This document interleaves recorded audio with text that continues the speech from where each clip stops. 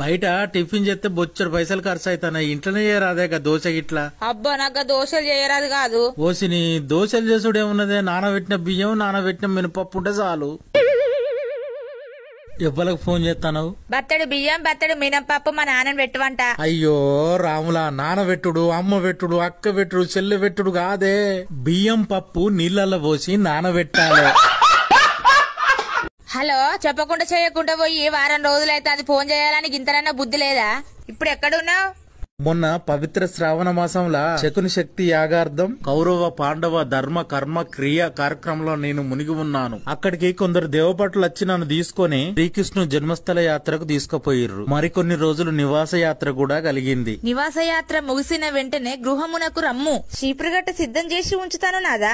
ఆహో ఏమి భాగ్యం, అటులనే భార్యమ్మని. నాదా ప్యాకాడద పట్టుకున్నారని సిగ్గన్న లేదా నాదా? అయ్యో హతవిధి, 7 దేశాలు ఎక్కడా తిరిగినా కానరాలే భార్యమ్మని, సిగ్గు.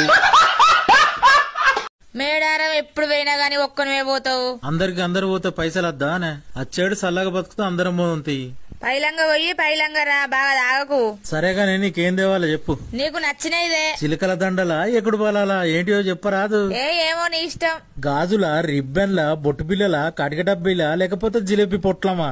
నీకు నచ్చినదేపో. నాకు నచ్చింది సల్లటి నిప్పు తీయటి ఉప్పు తేవన్నా. హలో అవ్వా, అంత మంచిగా నానే? అంత మంచిగా కానీ మీరు మంచిగా ఉంటారా బిడ్డ?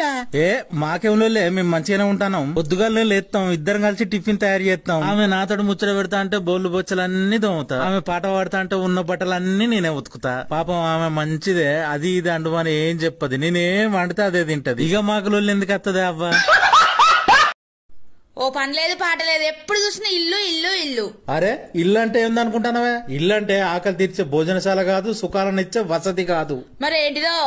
ఇల్లు అంటే ధర్మాన్ని నేర్పించే పాఠశాల, సంసార యజ్ఞాన్ని చేయించే వర్ణశాల, అంతా శక్తినిచ్చే జ్ఞాన మందిరం, మన అందరినీ రక్షించే అమ్మ ఒడి, మోక్షం వచ్చే గర్భగుడి, ఎప్పటికీ ఇంట్లో ఉండేవాడే ఒక ఋషి. అలాంటి నన్ను బయటకు పోమంటవా? చెంపలేసుకో. చిన్నోడు వచ్చి నాన్న మందు కొడతానంటే నేను దగ్గు మంది అనుకోలే, ఆ మంది అనుకున్నా. ఈ మంది అయ్యేపటికనే ఈయన కొడతాను, ఆ మంది అయితే ఈడెందుకు కొడుతూ ఆన్నే కొడుతూ. అయ్యో మళ్ళీ మూతడు పోసుకొని ఆగరాదు. నువ్వేం మాట్లాడకు, నేను బాగా కోపంగా ఉన్నా. సపటకవో. అబ్బా నీ కోపం ఇట్లా వచ్చి అట్లా పోయే భూకంపం లాంటిది నీ కోపం. ఎంతసేపు ఉంటది? ఉంటది, ఇవాళ పొద్దాకుంటది. సాంచేపు ఉంచకు కోపాన్ని, సాగదోలి బువ్వదిందురా.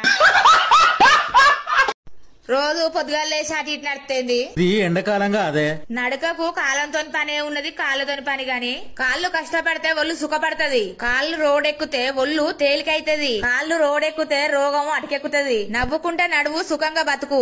ఎప్పటికి ముద్దవప్పులాగా ఒక్కకాడు ఉండకు. పొద్దున సాయంత్రం నడవనే వాటి, ఇక ఒక్క కాడ ఎక్కడ ఉంటానా? ఏంది పొద్దున సాయంత్రం నడుస్తానవా? ఎక్కడికి? కష్టపడి నడుచుకుంటూ తాళాలకు పోతానా? ఓ లొట్టెడు కళ్ళు తాగి మళ్ళీ నడుచుకుంటూ రానే వాటి జాలదా?